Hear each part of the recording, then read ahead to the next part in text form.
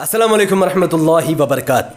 अल्लाह के नाम से शुरू जो बड़ा मेहरबान और निहायत रहम करने वाला है। मैं हूं मोहम्मद नफीस अंसारी और आप देख रहे हैं द पॉलिटिकल। मैं आपके सामने बहुत बड़ी खबर सामने लाया हूं। 18 सितंबर 2021 की ये बहुत बड़ी खबर है कि हमारे देश का गृह मंत्री, होम मिनिस्टर, बीजेपी का सबसे बड़ा लीडर अमित शाह बैरिस्टर असदुद्दीन ओवैसी साहब से डरता है। यकीन नहीं हो रहा तो रिपोर्ट देखिए।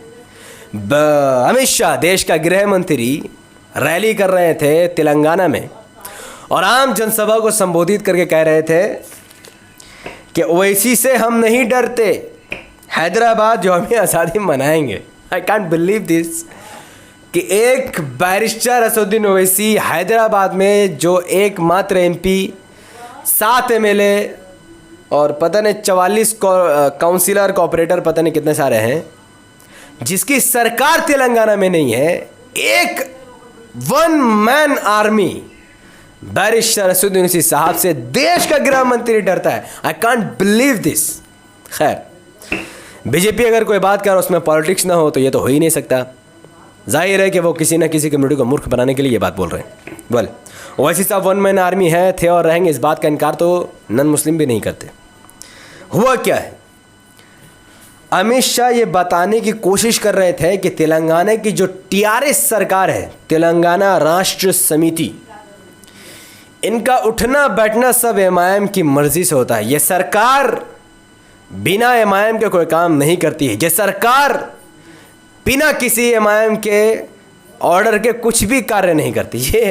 ये देश का होम मिनिस्टर तेलंगाना में जाकर ये बात कहता है और ये कोई झूठ नहीं है।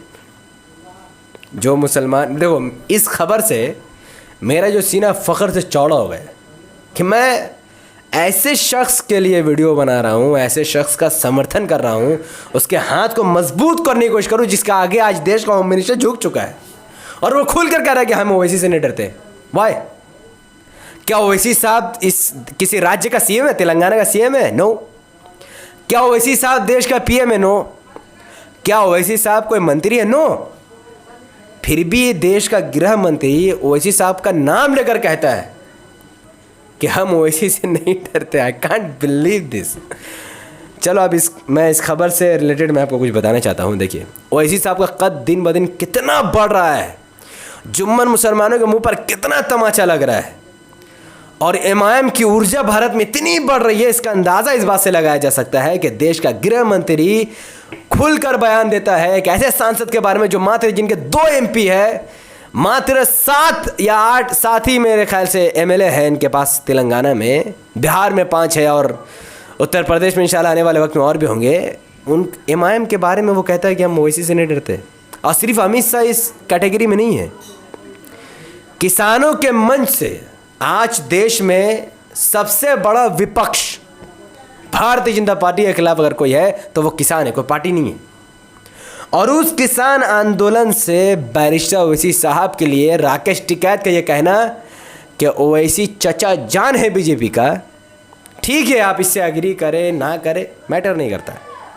मैंने इस पर ऑलरेडी वीडियो बनाई है और मैंने राकेश टिकैत के ऊपर तमाचा भी मारा वीडियो बनाकर कि कौन चचा जाने और कौन अब्बा जाने। पर राकेश टिकैत का किसान आंदोलन के मंच से ओवैसी साहब का नाम लेना यह दर्शाता है कि ओवैसी साहब का कद अब पहले से बहुत बहुत आगे बढ़ चुका है। और यही नहीं, कांग्रेस क्या तैयारी कर रही है आपको पता नहीं है। ट्विटर में कांग्रेस का ऑफिशियल ट्विटर हैंडल से डाला गया, in the next election a strong candidate should be fielded against Asaduddin Owaisi from Hyderabad Lok Sabha seat Rahul Gandhi. Gandhi ने कहा है कि अगले लोकसभा इलेक्शन में वो मोदी को नहीं हराना चाहता है। राहुल गांधी अगले लोकसभा इलेक्शन में मोदी को नहीं हराना चाहता, अमित शाह को नहीं हराना चाहता, बीजेपी को नहीं हराना चाहता, बल्कि सिर्फ और सिर्फ ओवैसी साहब को हराना चाहता है। और वो कह रहा है कि वो एक स्ट्रॉन्ग कैंडिडेट ढूंढ रहा है ताकि हैदराबाद में वो ओवैसी साहब को हरा सके। तो मेरे ख्याल में सलमान खान को हैदराबाद में लाकर राहुल गांधी अब अगले बार लड़ाएगा। मुझे ऐसे ही लगता है कि ओवैसी साहब को तो कोई हरा नहीं सकता। एक भ्रष्टाचारी इंसान, भ्रष्टाचारी नेता ओवैसी साहब को हैदराबाद में नहीं हरा सकता। इसके पीछे रीज़न क्या है? सलमान खान भी आके नहीं हरा सकता है। सलमान खान भी अगर आ जाए हैदराबाद में इलेक्शन लड़ने तो वो ओवैसी साहब को नहीं हरा सकता है। तो कांग्रेस, बीजेपी, किसानों का नेता राकेश टिकैत सब मिलकर ओवैसी साहब के हाथ धोकर पीछे पड़े। आखिर इसके पीछे का मकसद क्या है? क्यों ये लोग ओवैसी से डर रहे हैं? अब मैं बताता हूँ कि ओवैसी साहब से डरने का सबसे मेन मकसद क्या है।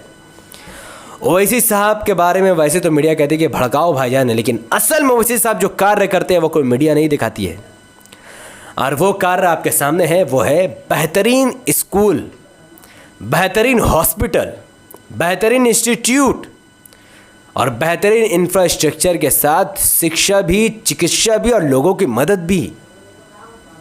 मैं आपसे पूछता हूं कि जो स्कूल बैरिस्टर ओवैसी साहब ने खोला है, जितना बेहतरीन इंफ्रास्ट्रक्चर के साथ वो 14,000 मासूम बच्चों को मुफ्त में शिक्षा दे रहे हैं, मुफ्त में। क्या ऐसी शिक्षा ऐसा स्कूल क्या देश का प्रधानमंत्री ने बनाया है?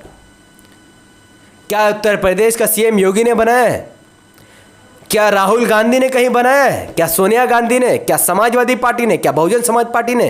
क्या तृणमूल कांग्रेस ने? क्या कांग्रेस? क्या सीपीएम? क्या एसपी बीएसपी किसी ने बनाया? नहीं बनाया है, पर ओवैसी साहब ने बनाकर दिखा दिया। आप सोच नहीं सकते कि इतना भव्य स्कूल, इतना बेहतरीन इंफ्रास्ट्रक्चर के साथ, जहां पर 14,000 बच्चे फ्री ऑफ कॉस्ट तालीम भी सीखते हैं, उन्हें फ्री का बैग दिया जाता है, किताब दिया जाता है। और ये काम कौन कर रहा है? ये काम कोई सीएम या कोई पीएम नहीं कर रहा, ना ही कोई मंत्री है, बल्कि एक आम मेंबर ऑफ पार्लियामेंट और उनके भाई अकबरुद्दीन ओवैसी साहब कर रहे हैं, जिनको लोग भड़काओ भाईजान कहते हैं। और इनको डर है शायद कि अगर एमआईएम आने वाले वक्त में ज़्यादा लोकसभा की सीट और ज़्यादा विधानसभा की सीट जीत गई तो ऐसे स्कूल पूरे भारत में ये लोग खोल देंगे। और ये नहीं चाहते हिंदू या मुसलमान ऐसे बेहतरीन स्कूल में पढ़े, इसीलिए ये लोग ओवैसी साहब को तारीफ कर रहे हैं। ये तो स्कूल है, मैं हॉस्पिटल आपको दिखाता हूँ। ये ओवैसी हॉस्पिटल है और इसरा हॉस्पिटल है, और उसके अंदर का नज़ारा आप देखिए, आपकी आंखें चौंक जाएगी ये देखकर। कितना साफ सफाई, फुल्ली मेंटेन हॉस्पिटल, जिसमें बेहतरीन इलाज सस्ता से सस्ता दामों में लोगों की जाती है। क्या ऐसा सरकारी हॉस्पिटल आपने पूरे भारत में कहीं देखा है? इस वीडियो को हिंदू देख रहे हैं या मुसलमान, मुझे फ़र्क नहीं पड़ता। मैं सिर्फ एक सवाल पूछ रहा हूँ। जो हॉस्पिटल इस वक्त आपके नज़र के सामने है, क्या ऐसा हॉस्पिटल आपने पूरे भारत में कहीं देखा है? यस और नॉट? आपने नहीं देखा होगा। दिल्ली की सरकार भी ऐसा हॉस्पिटल नहीं बनाती, मोदी ऐसा हॉस्पिटल नहीं बनाता, Samajwadi party, Bahujan Samaj party, Congress, CPM, TMC, मुसलमानों का वोट लेने वाली आरजेडी, जेडीयू ऐसे हॉस्पिटल नहीं बनाती। लेकिन हैदराबाद का एक सांसद और एक विधायक अकबरुद्दीन ओवैसी साहब ऐसा हॉस्पिटल बना देते हैं, इतनी साफ सफाई। तो बीजेपी को डर है इस बात का कि कहीं ऐसे हॉस्पिटल अगर पूरे भारत में खुल जाएंगे तो प्राइवेट सेक्टर की तो बैंड बज जाएगी। आप खुद इमेजिन करो कि ऐसे स्कूल और ऐसे हॉस्पिटल अगर पूरे भारत में खुल जाए, क्या कोई अपने बच्चे को प्राइवेट स्कूल में देगा? क्या कोई अपना इलाज प्राइवेट हॉस्पिटल में करवाएगा? नहीं कर पाएगा, बिल्कुल नहीं कर पाएगा। तो ये जो बीजेपी है, ये जो कांग्रेस है, ये जो एसपी, बीएसपी, जितने पार्टियों में जो मुसलमानों को वोट बढ़ता है, ये लोग प्राइवेट सेक्टर को बढ़ावा देते हैं। अब एक ब्लड चेकअप करवाने जाते तो आपका 1,000 रुपये लग जाता है, और हैदराबाद में फ्री का सब कुछ हो जाता है। यही वजह है कि ओवैसी साहब से अमित शाह को डर लगता है। यही वजह है कि ओवैसी साहब से राकेश टिकैत को डर लगता है। यही वजह है ओवैसी साहब से राहुल गांधी को डर लगता है। यही वजह है कि ओवैसी साहब से टीएमसी भी, एसपी भी, बीएसपी भी, आरजेडी, जेडीयू सब डरते हैं। एक तरफ तमाम पार्टी आ जाए, एक तरफ ओवैसी साहब आ जाए, ओवैसी साहब का काम इन तमाम पार्टियों पर भारी पड़ेगा। ये लोग तो सिर्फ धर्म के नाम पर वोट मांग लेते हैं, ओवैसी साहब ही स्कूल कॉलेज बनाते हैं। तो ये भाई मेरी नज़र में तो ये वाकई में बहुत बड़ी खबर है कि देश का गृह मंत्री अमित शाह ओवैसी डरता है। डरने की मैं एक और रीज़न बताता हूँ। नीतीश कुमार चोर दरवाजे से बिहार में एनआरसी लागू करना चाहते हैं। इस बात की खबर इस वक्त भारत के किसी पॉलिटिकल पार्टी ने दी है।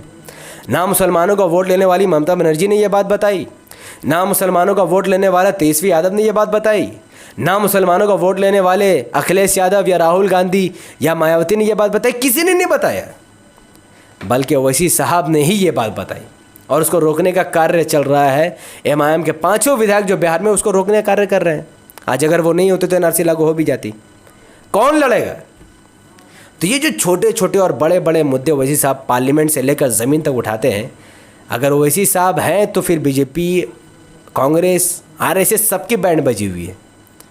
इसीलिए ओवैसी साहब से इन लोगों को डर लगता है। खैर, अब देखो, ये इतनी बड़ी खबर ओवैसी साहब का कद दिन ब दिन बढ़ रहा है और बढ़ाना भी है। हमारा तो यही मिशन है कि ओवैसी साहब एक दिन भारत का पीएम बने और पूरे राज्य में, पूरे देश में बेहतरीन स्कूल, कॉलेज, हॉस्पिटल खोला जा सके।